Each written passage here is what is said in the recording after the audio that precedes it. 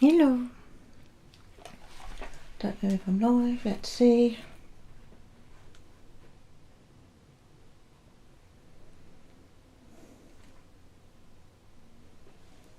Oh.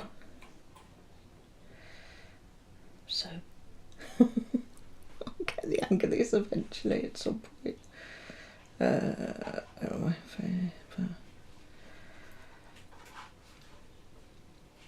Yay! Whenever I do this, something goes wrong with my tech. I've got a second screen, all nice and started and sorted. Let's see if I'm screaming to everything. August 31st, edit on. I'm already on Facebook. That's weird.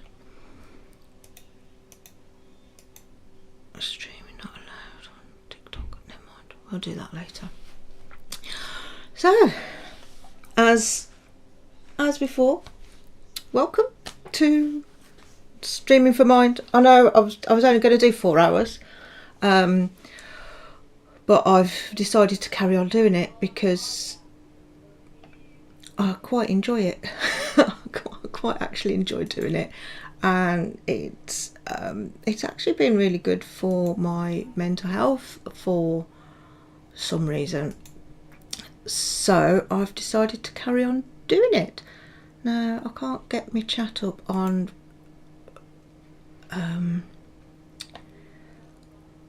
I need to figure this out properly really, and because I've spent so much time figuring out the tech, getting all the stuff done, and I've got the equipment. I've got me 2 different cameras because I bought this camera here to do better eye contact on Zoom and stuff like that, but being the neurodivergent weirdo that I am, I can't actually do that. I make better eye contact when I'm looking at the camera itself. It doesn't work, so I needed something to do with this anyway, so that works all right. So Streaming for Mind, donations are very welcome. You don't have to. I'm here to support you and me more than anything else, and to try and get more stories out into the world so that we're talking more freely about our mental health and how we're feeling, that we're talking more every day. So it becomes an everyday part of conversation, because we need to get that right. We need to start treating our mental health like we do our physical health. So if somebody says, how are you? Oh, I've got a bit of a cold at the moment. We could happily say, oh, I'm feeling, my depression's flaring up a little bit, or I'm feeling a bit low at the moment and I just need a bit of support, a bit of help.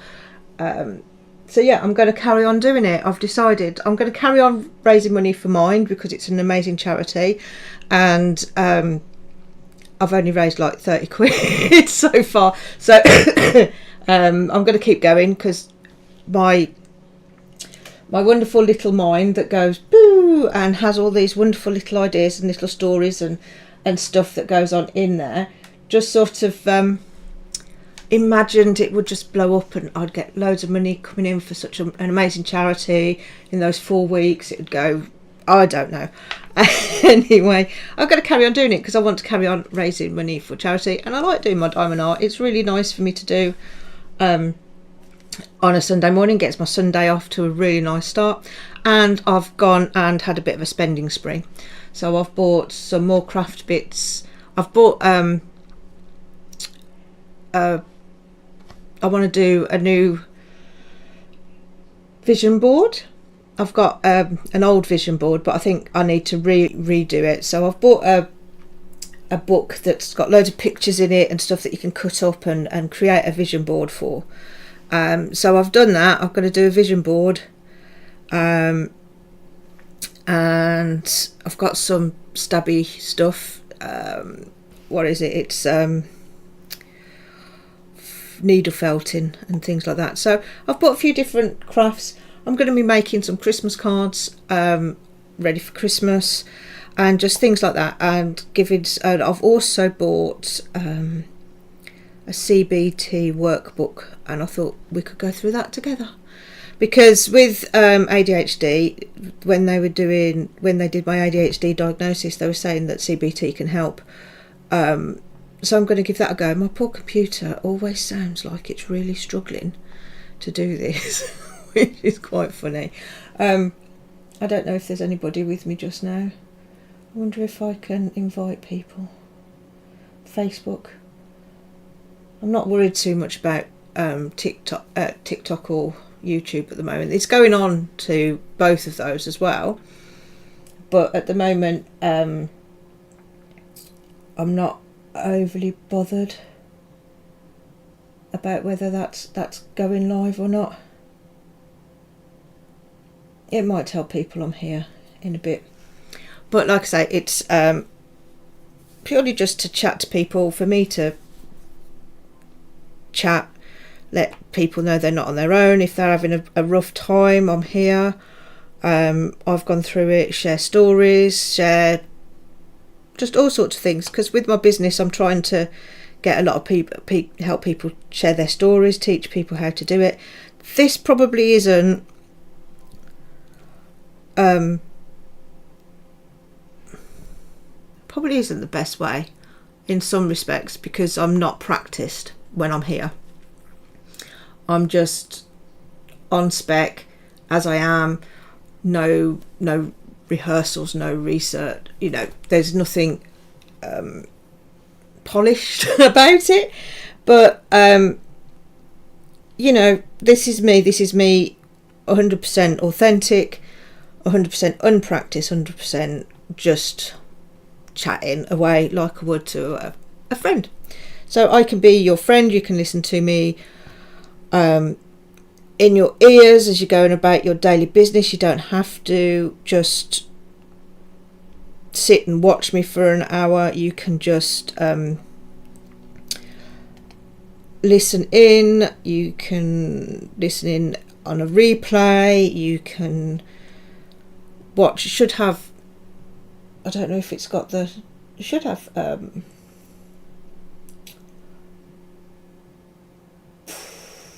subtitles. My brain never seems to work. See, I have to teach it to say things, otherwise it forgets what to say. Anyway, I've like I say, this diamond art is going to go to the person who donates the most once it's finished. Then the next item that I make again will go to the next person if they continue donating, whatever.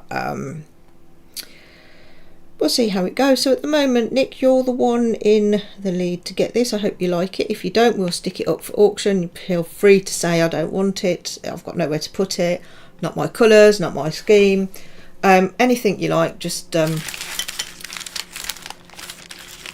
if you like it, then you can have it. I've got some badges as well. I've got myself some badges for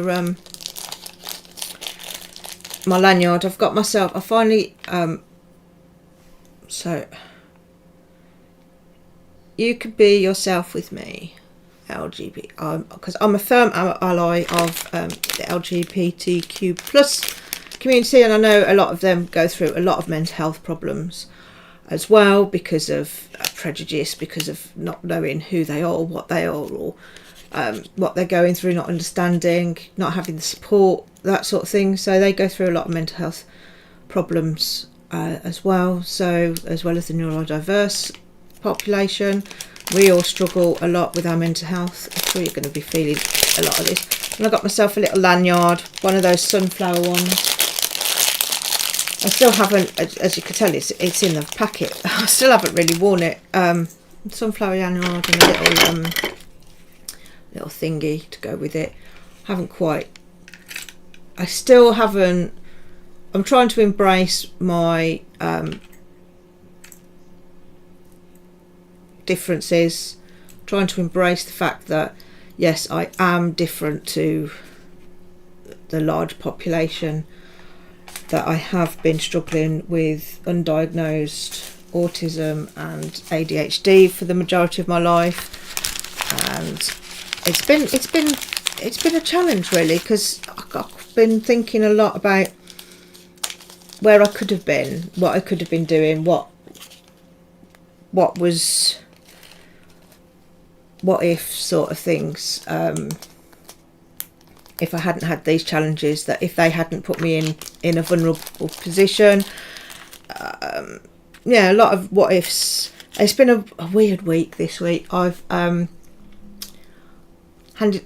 finished at my youth work job, which was really sad and really good at the same time, because I love the job, absolutely love the job, love my colleagues to bits. They're the best bunch of people you'd ever meet. Love the young people. The young people are great, but there was just no way for me to. I felt trapped a bit in with the new management position on things, and I didn't feel like I had anywhere to go. There was no progression. I mean, there was no progression really before, but now I know there's no progression. So now I know there's no progression, and if it carries on the way it is, they're going to be on minimum wage, and I know minimum wage is coming up and stuff like that, but it can be very stressful. You need a very specific skill set to be able to do it properly, and I don't think they deserve to be on minimum wage for that. So and they're so important for young people's mental health, for young people's development, because they will have things. Young people's mental health is it's off the charts at the moment. It's so bad, and there's things that they won't be able to talk to their peers about.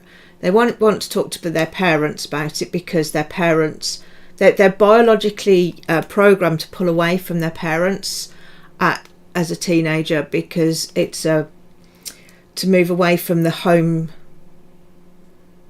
tribe, to pull away from the family tribe and try and explore and to go out and do more things to save the gene pool, really, because if we're all living in family groups and we're interbreeding in those family groups, it's not safe. It's not going to do any good. So they've discovered now that we're genetically programmed to stop listening to our parents, and start listening more to our peers, and to be more influenced with our peers and things like that. So it's all part of the survival code that we've got programmed into our DNA. It's the same reason why their circadian rhythm changes. They sleep later, because then that gives them time to socialise with their peers while their adults are asleep. So there's all of these theories and things that are going around the medical profession and the psychological profession and the people that are studying teen development, because it's still it's only been going for 20, 30 years, or maybe 40 years, but it's still a new line of, because I read a book and it said 10 years, and that was about 10 years old, I'm not sure, I have to check. But the term teenage has only been about for 40 years, since the 1940s, really. It's only been in regular usage since then. And even then, it was still, you'd go to school, my mum left school at 15, and went straight into work. Same as I went, and that was still partly expected when I was at school. Like, it wasn't always you'd go straight into college. You'd often go straight into work.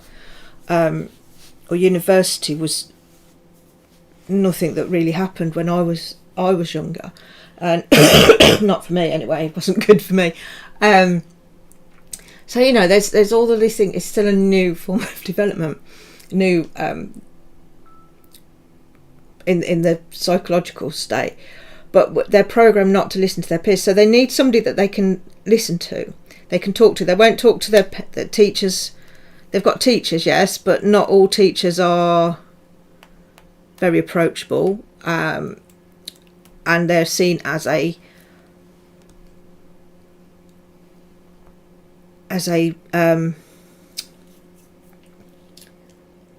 they're seen as a person of authority. So young people aren't likely to approach the teachers. A lot of schools do have pastoral care, but again, they're people in authority. They've got to be a very special teacher for people to be able to go to with things like that. And I don't know enough about teacher training to really comment on a lot of things. It is something I want to learn a bit more about. What sort of things are teachers taught when they're going into teaching, because I might be able to help them with stuff. So that's what I want to do there. So there's a lot of things going on in my little head at the moment to fill up all my time with the youth work, because I do want to keep working with young people and stuff, and it helps my mental health. I think it makes it feel like there's a reason for everything that I've gone through and everything that I've done and achieved and things like that. And I haven't got my scissors again. I keep forgetting to get my scissors to open up these things. Oh dear, it's because I'm just no. At one point, my brain would have then start going. Oh, it tried just then. It tried to start. Oh, you're useless. You can't even get scissors. And start berating me about it, which would have brought me right down. But I'm not doing that. I'm not letting it do that. I'm not letting it do that. I'm going to stop it right there and then in that first. You are so. Whatever I am, I'm so good because I've remembered to come on here. I've come on here. I'm doing this.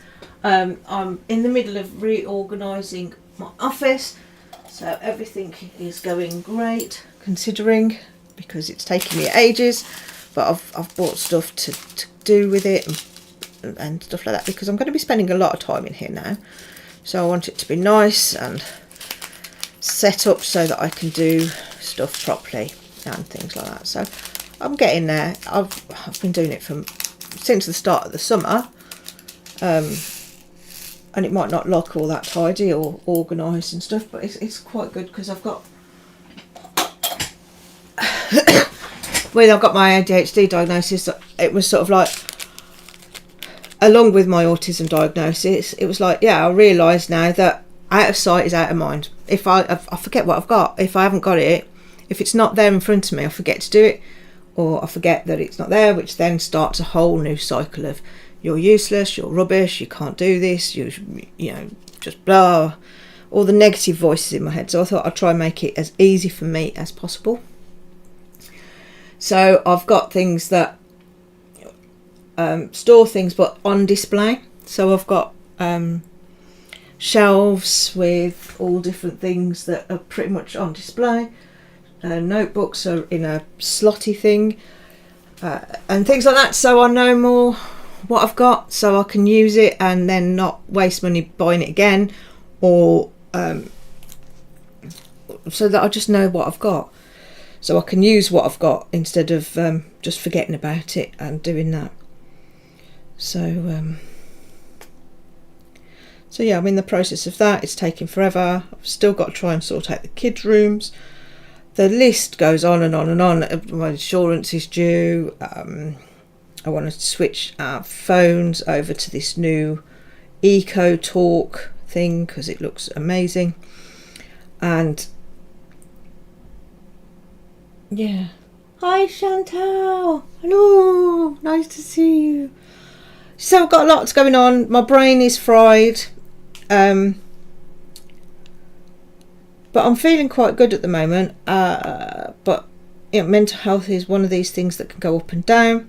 I did have this lovely little setup. So I've got a new screen. So I've got a dual screen thing. It was working perfectly the other day. This is the story of my life with these streams at the moment. Working perfectly the other day. And then I put it on today and it's flashing like nobody's business. So God knows what's going on there. And I was going to have some nice little mind information bits on there, which I could actually probably do this way. If I do this. Oh, I don't need that one. I need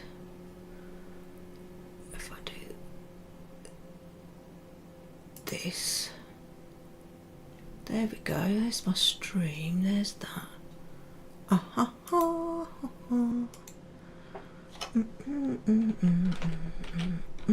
Don't know why it's not brought that over. So anyway, so I've bought a book. Make a comment, say hello if you're there, Chantal, if you're still there watching. If not, don't, obviously. So yeah, we're just doing the art, having a chat, checking in, letting people know that life, everybody else's life, isn't sweetness and light, isn't some sort of wonderful fairy tale like we often think of. We see people doing amazing things and stuff like that. So this is what I'm doing. I'm just coming up talking. I had an amazing day on Wednesday. I was able to meet one of my mentors again. She's an amazing woman, Sammy Garrity, and she was down here for a big event that she went to and made time to just stop off and have some ice cream with me, which was lovely. So that was really nice. She's really helped me keep going with my business, because I think I might have given up on more than one occasion if it wasn't for her. I will start putting, I do need to start sorting out my, the list goes on and on and on for things that I've got to do. Do you ever find that? Do you find that you're just overwhelmed by all of the things that you've got to do? I know what I'm supposed to do as well to sort that out. I need to write a list. I need to break it down. I need to make the goals make the smaller wins, so I've got the wins. This is what I learnt in my last round of Health in Mind, with the skills that we're doing there. So it's sort of like you have 3 different types of tasks that you've got to do. So you've got the enjoyable tasks, the enjoyable things that you like to do. Then you've got the everyday tasks, like the washing up, the running the kids to school, the keeping the house tidy, having a shower, all of those sort of things. And then there's the urgent things, the things that have to do, and the unusual things like your car tax or your MOT. Oh God, I've got to do the MOT as well. Those things, and you've got to break them down and try and fit them into your days, and make like a list of things to do every day, but have at least one thing from each task, from each list. So you've got to at least do something from your enjoyable list, whether it's sitting down watching a bit of telly at the end of the night, doing a bit of diamond art, doing a bit of crafts, doing whatever. You fit in something that you enjoy. And then to stop the bit of overwhelm, you pick one and then you break it down into smaller tasks. So if it's what have I got to do? I've got to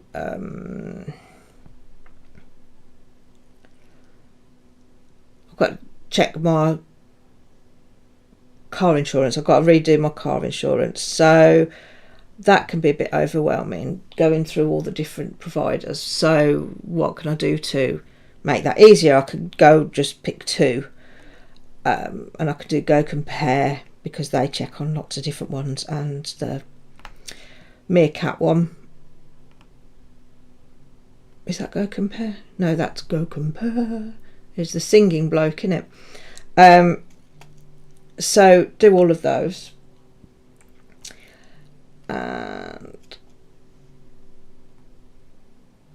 And then decide who I'm going to go with. Or so to break that down, so instead of going through all of the different providers, I'm just going to do that. I've got my quote for my renewal. If it's not too expensive, I might just let that roll over, if there's not too much of a difference, because then that will save me the problems. But it's not too difficult to do that. So break it down, give myself a break in between if I need to, that sort of thing. For the, what else I've got to do, for the phone things, I need to switch those over. So I need to know what plan to have. So I need to go on to our current provider, check all of those. So instead of it being this one big thing, so check how much data everybody's using so I could pick the right plan, because I don't think we're on the right plan. It's just the cheapest plans that came with the phones. So I need to check that, and then I need to find the right plan, then get the pack codes, find out when each plan ends. I think they're all pretty much finished anyway. But all in one, they seem really big. But if you just do one a day, or do one this morning and one this afternoon, then it breaks it down, so it's not quite as overwhelming and it's not quite as difficult to start. So I've got to write my lists, because I'm dreadful at writing my lists. I like writing lists. I write a lot of lists. I write lists of lists that I've got to write. But then I'll get distracted and go off and do something else. So it's all very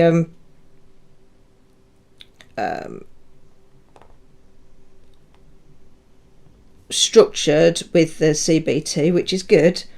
It's just getting into the habit of being structured and doing those things, and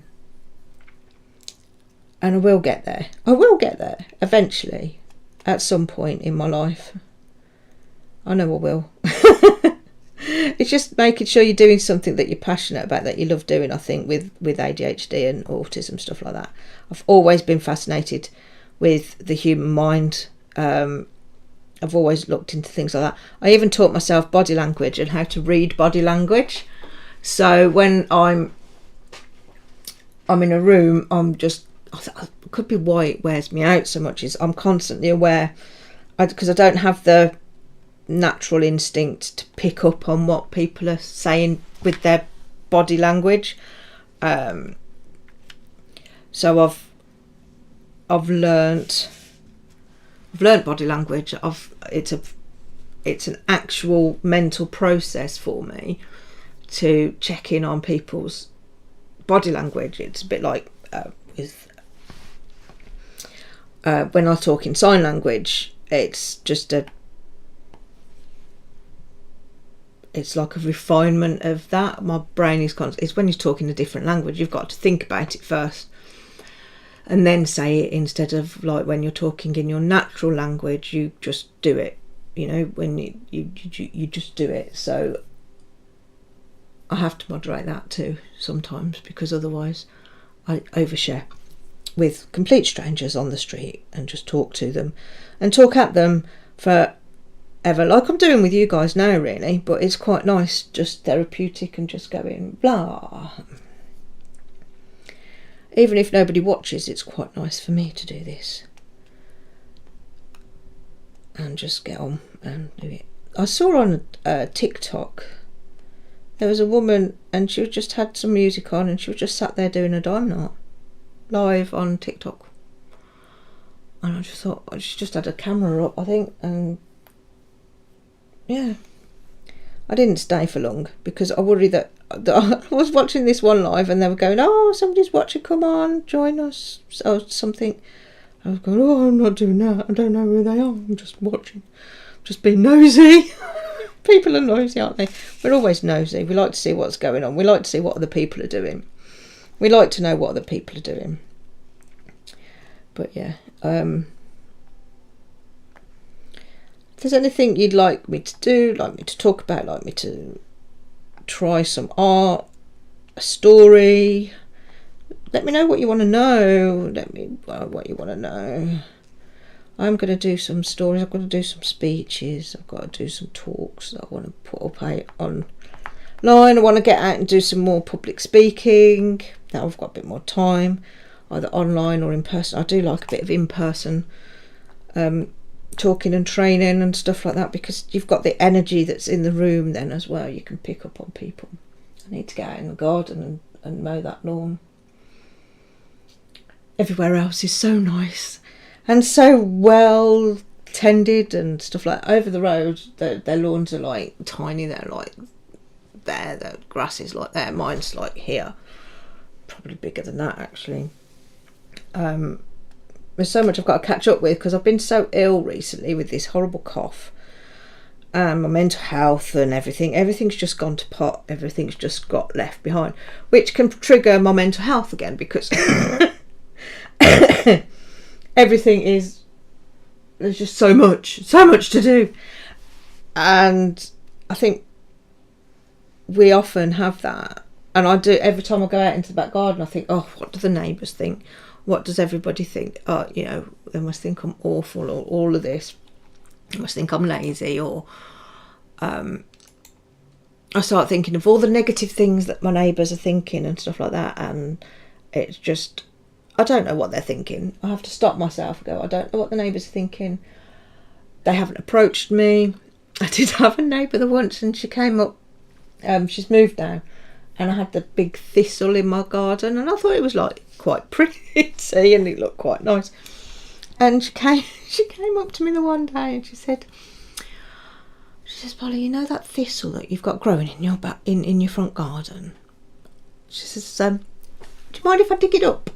And I was like, no, it's fine. If you want it, you can have it, because I thought it was pretty. I thought it was nice. I thought maybe she wanted it. And she goes, oh, no, I don't want it. It's just that if it goes to seed, they'll get everywhere and then they're a nightmare to get rid of. It was sort of like, my bad gardening skills have come into it again. I have no idea I love dandelions, so, a traditional weed to me is not a weed. I welcome them everywhere. I've got brambles in my garden, and they've been great because I've had free blackberries. I mean, you go to the supermarket and you have to pay like £2-3 for a punnet of blackberries, and you can grow the bloody things in your garden without having to do anything for them. They just turn up and grow. It's great. They've been beautiful as well. They've been so sweet and juicy. It's been really nice. So there's so many things assaulting your mental health, everybody's mental health, on the daily basis. And we all need time to vent. We all need time to get it off our chests and just get on with things. But if I knew a subject that people were interested in, I could do something specific on that subject maybe. I'll just carry on just chatting like this, to be honest. It's quite, if people are interested. If not, I'm just going to carry on doing it anyway because I like it. But it would be nice to know if I was actually helping people with this little chatty things that I was doing on a Sunday. But I'm going to carry on doing it because it does help keep me focused with everything, and it's quite nice just to take an hour to sit and do some of my diamond art without feeling guilty. Because sometimes I feel guilty about doing it because I'm not doing something else. And here I am doing something else because I'm talking to you lot. I'm talking to you and doing my diamond art. And it feels like I'm not just taking time for us. Why is it that we feel so guilty for taking time for us, for doing something that we enjoy doing? Why do we feel that we should always be doing something else? I don't. We need that's a social story we need to change, because that's what it is, isn't it? It's all social stories. Social stories are women should be running around doing stuff for everybody else all the time. I mean, I remember my mum. She was never. The only time she ever sat down was an evening to watch a bit of telly. She was always busy doing something. Cleaning this, that, the other, doing the washing, doing something. She was always busy doing something. She never had time to sit. Now she's retired, she started reading, and she never had time to read before. and cause she said she didn't like reading, but she does like reading. She just didn't have the time to do it. And even when she was sat watching the telly, she was doing something. She was knitting or doing something like that. So there's always been well, probably not always, because back in history it wasn't the same. But yeah, we've sort of slipped into a weird gender roles, but they haven't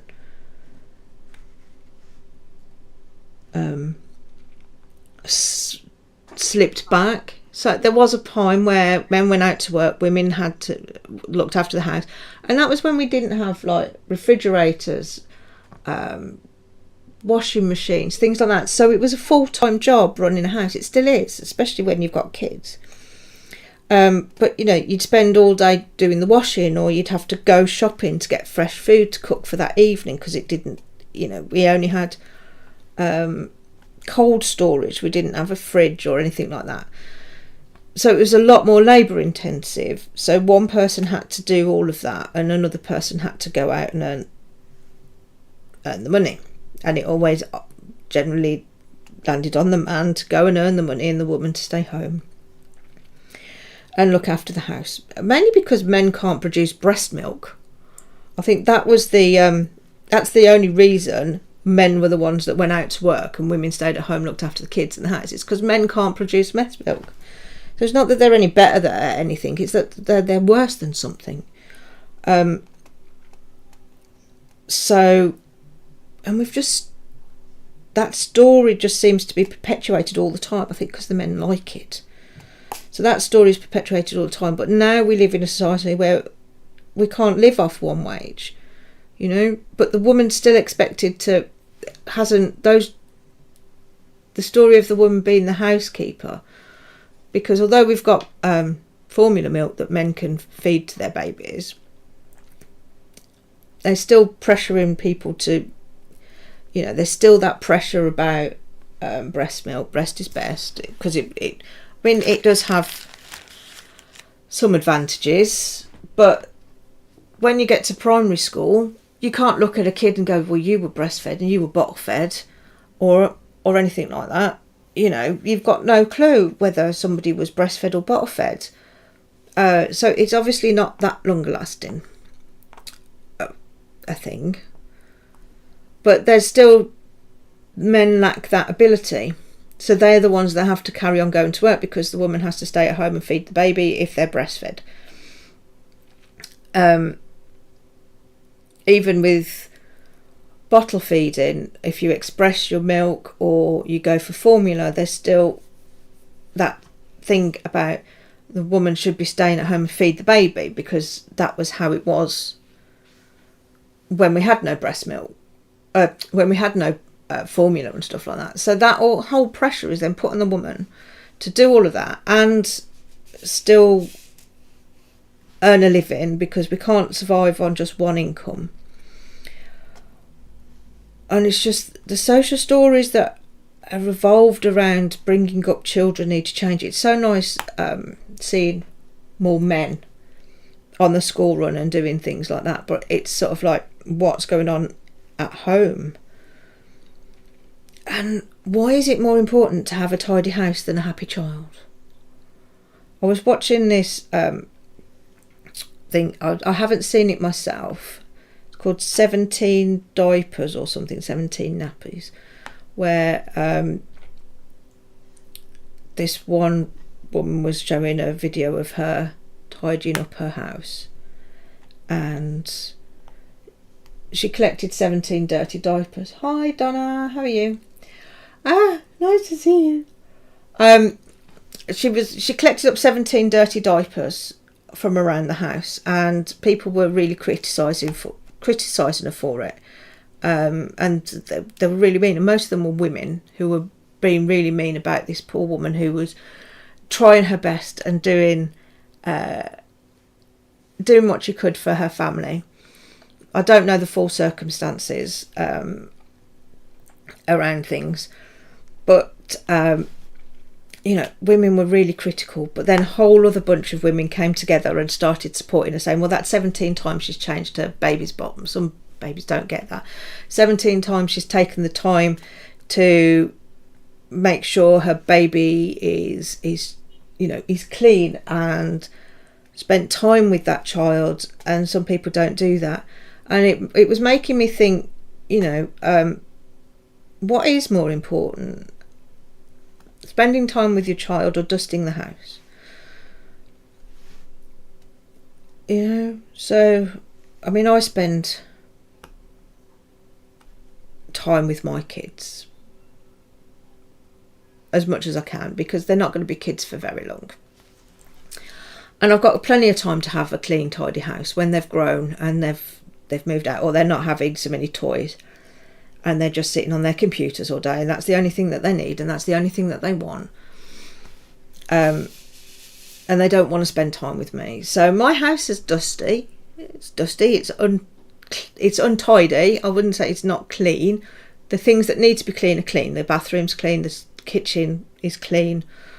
The dining area is a bit untidy, but we've got craft things and we've got toys and we are in the process of having a clear out, which always takes me twice as long as everybody else, because I get halfway through and then get distracted or run out of energy. So we've got stuff all over the place. I've got a phone. That's another thing I've got to do. See, all these things that I've got to do keep coming up into my head, and it's sort of like it could be a big, massive, overreaching thing. But this is where my CPD training has come in, where I write the lists down. So we can go through that if you want. I'll go through that with you when I get my workbook through.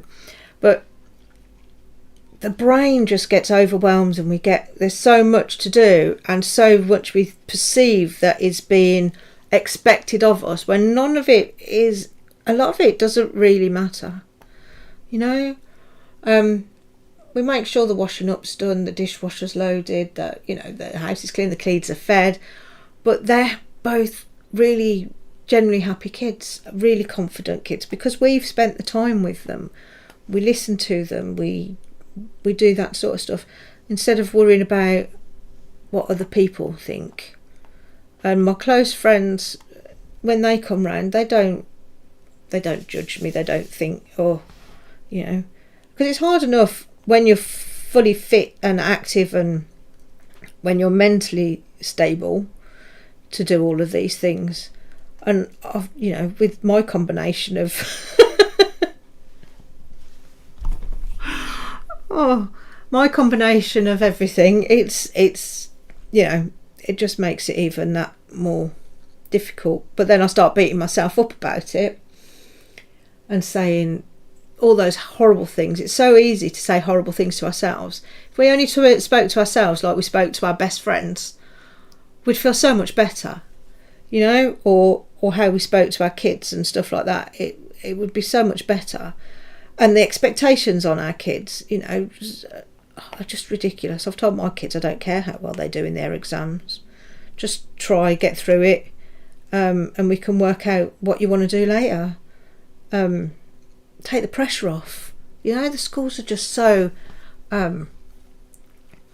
so hell-bent on that, and that's one of the reasons why our kids are suffering so much, because they think it's the be-all and end-all, and it isn't. So I'm just having a quick look on the Mind site. Have you ever looked on the Mind site? It is really, really good, actually. There's loads of information on there. They've got local minds. Let's have a look, see if I can find your local mind. I might put these in the comments or put a link to this. So, what do local minds do? Local minds run mental health services in local communities. Anyone can get in touch. You don't need to have a GP referral. Yeah, so the Health in Mind, I think is probably the one I've used the most. And you just self-refer to it. You don't have to go through a GP or anything. I'll go to my GP if I need medical support, like if I need my antidepressants increased, or if it's really, really bad and I might need some help on other things, because I've been on 3 different types of medication. Hi Lizzie, how are you? I keep forgetting to check my phone because I had set my other screen up to see if anybody was chatting away, but the screen didn't work today.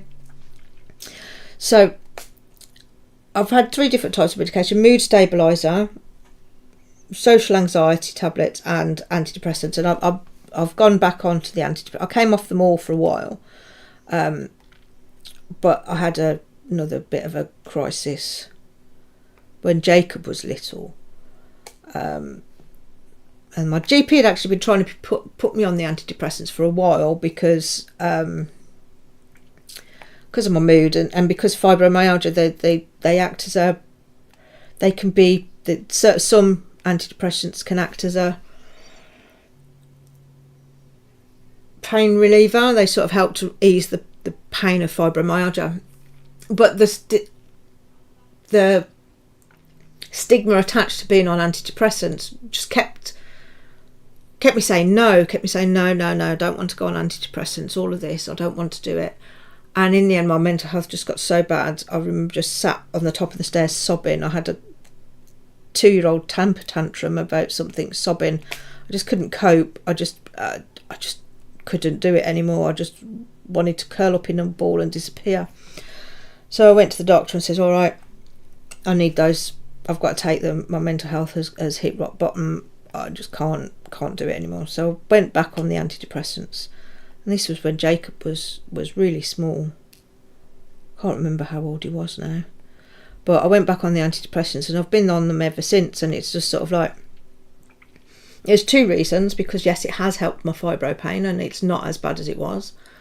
And 2, I don't want to go back there. I had to increase my dosage when I had the problem with the PTA, which is a story I will go into, but I've just realised I've got 10 minutes left. So there was a lot of problems with PTA and work and everything, so I ended up increasing my dosage and I've not gone back down again. But the problem is every time you increase your dosage, you gain weight. And I'd done really well. I'd got down. I was a lot. I'd lost quite a bit of weight. I was fitter. I was healthier. But yeah, I needed the mental health support because it's a chemical imbalance. It can be a short-term chemical imbalance. It can be a long-term chemical balance. But there is a reason for things going wrong, and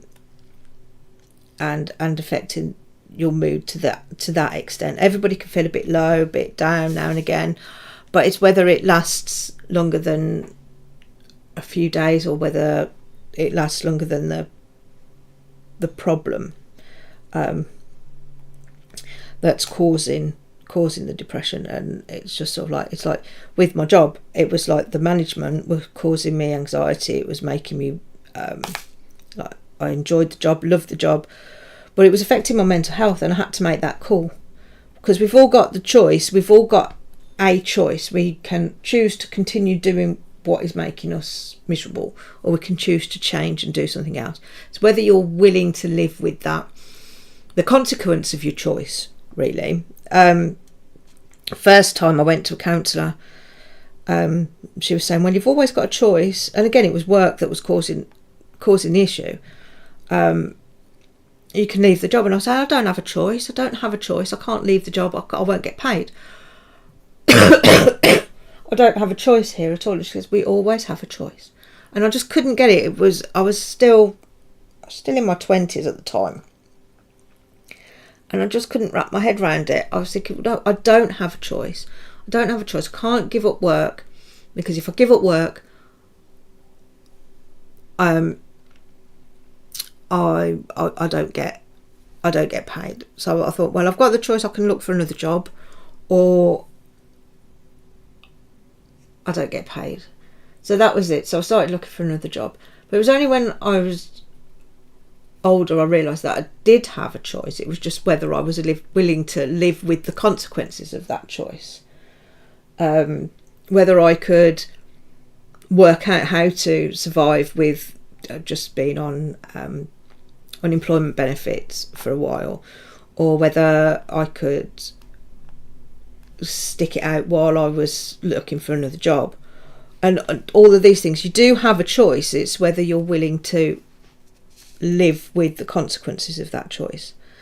You know, it's like when when people are in abusive relationships, and especially kids just, they don't have the knowledge, they don't have the structure to be able to find the right support. So a lot of them will just leave home, they'll just exit that.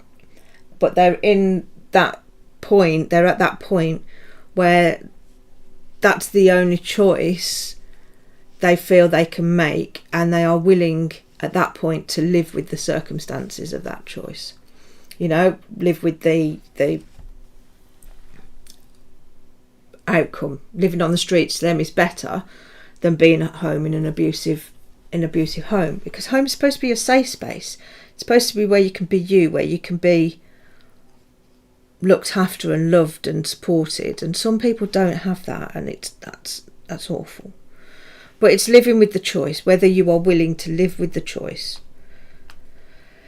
So I've made the choice to leave work. I love it. I had to do it. I had to do it when I was on holiday. I had to send in my resignation when I was on holiday, because I knew that if I went in, because I love it so much, I wouldn't do it. But it was wrecking my mental health in between.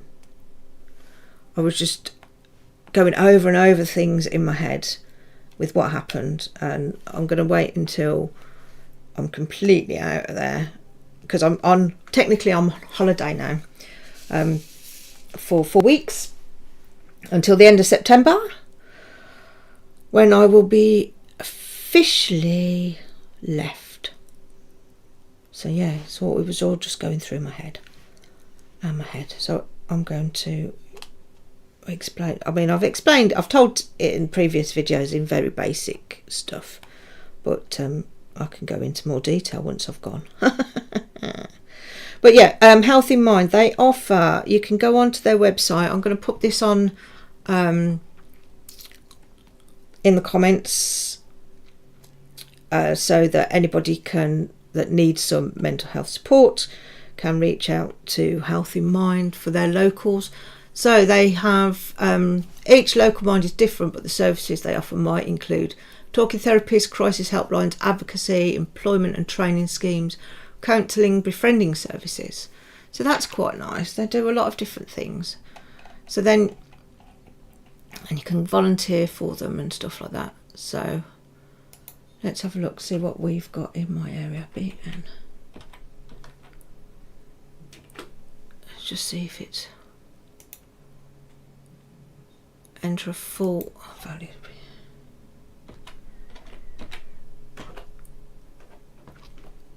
So in my area there's Mind in Brighton and Hove.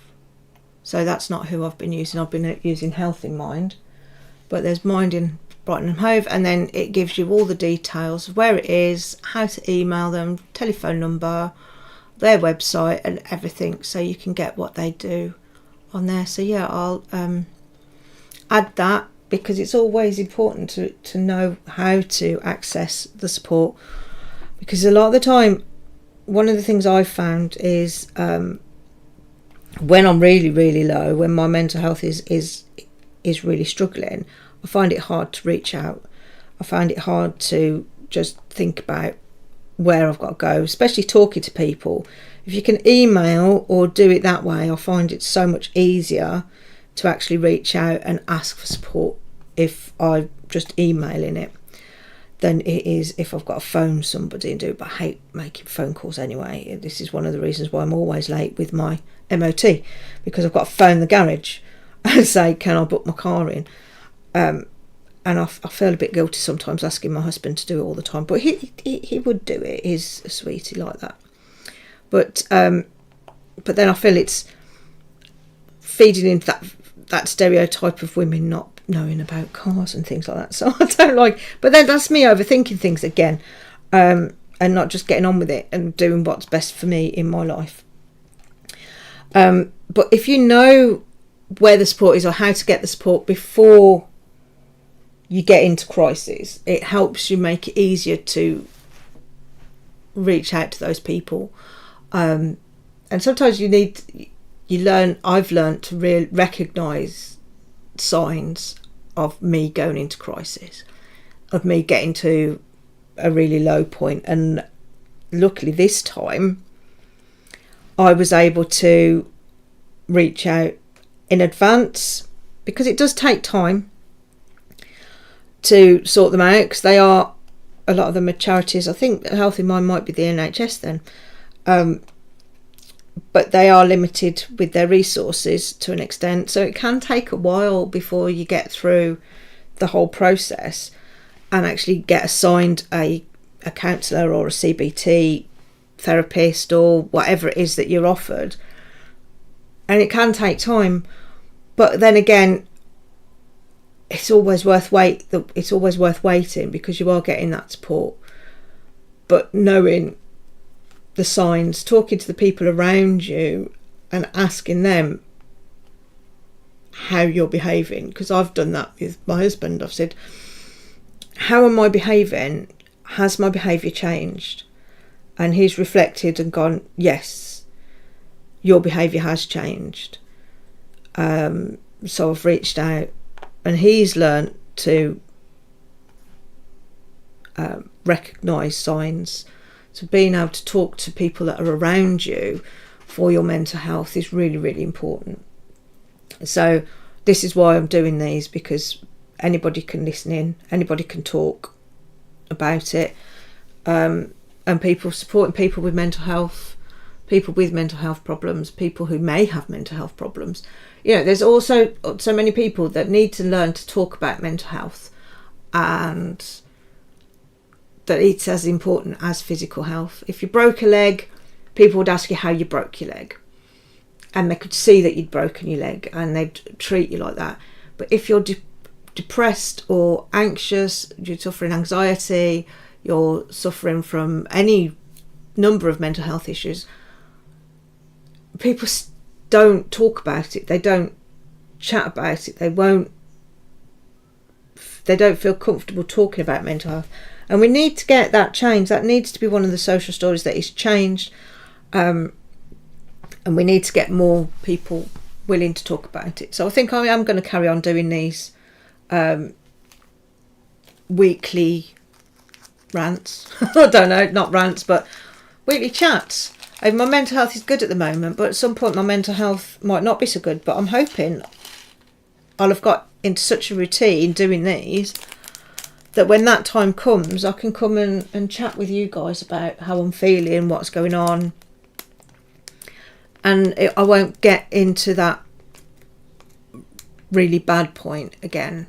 I mean, the last one wasn't as bad as the one before, and it wasn't as bad as the one before, and it was what, you know, each time it's not been quite as bad, because I've learned I've learned strategies, I've learned warning signs, I've learned how I can see that things are progressing, that I might need help, that I might need support. So they've not been as severe, they've not been as bad, but they're still crippling, they're still debilitating, they still cause a lot of problems. It still has an effect on my life and how things are going. You know, for about a couple of days I could barely get out of bed because of my mental health, not because of my physical health, but because of my mental health. It had me to the point where I just couldn't face anything. I just wanted to sleep all day. I'd get up, I'd do the bare essentials, the bare minimum that I needed to do, and then I'd be back in bed because I was just so exhausted. And my brain just could not cope anymore with what was going on around me. And that affects my mental health. So I've, so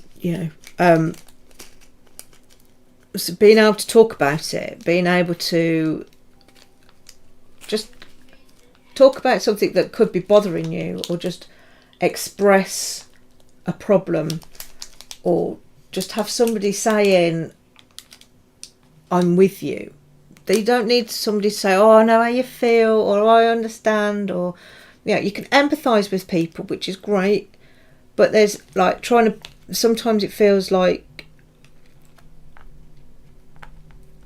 I'm guilty at this. I try and empathise people. I tell him my own stories and stuff like that.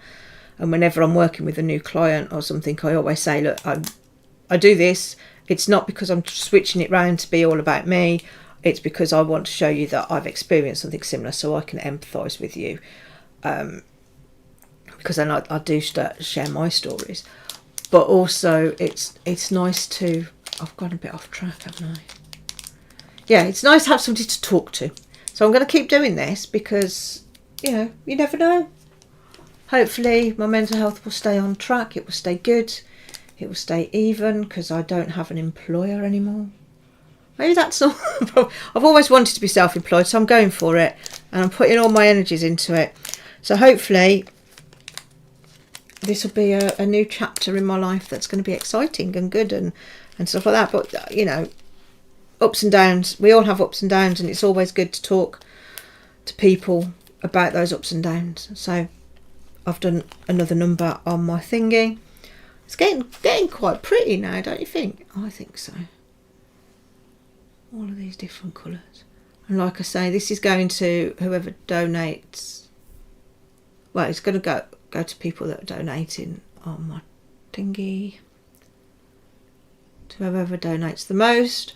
Or if everybody sort of like donates a couple of quid and stuff, then I'll just not auction it off, raffle it. I'll put everybody's name in a thingy and they can have it. If they can win it. If they don't want it, that's fine. I'll raffle it off with any proceeds going to mine. I've got a load of diamond art stuff that I'm trying to figure out what to do with. So I'm thinking I might raffle that off, and any proceeds can go to mine because they are pretty. And I was walking around the range of day, and there was some bright manky stuff and then with glittery bits on things, and I'm thinking the diamond art's so different because it's not mass produced. Well, it is mass produced, but you know, not everybody will have it, and there's a little story for each and every one of them. So there we go. I will love you and leave you, and remember, you're wanted, you're valued, and you're loved. Alright, where's my mouse? There it is. I need to stop. It's gone 11. Like I said, I could chat all day. I could just chat and chat and chat. Maybe I'll do that. Set up a YouTube channel just to have me chatting while doing different things. But then I won't be able to do anything else because I'll be doing that. So that probably won't work. But yeah. Anyway, goodbye. Remember, you are loved. You are valued. You are wanted. You are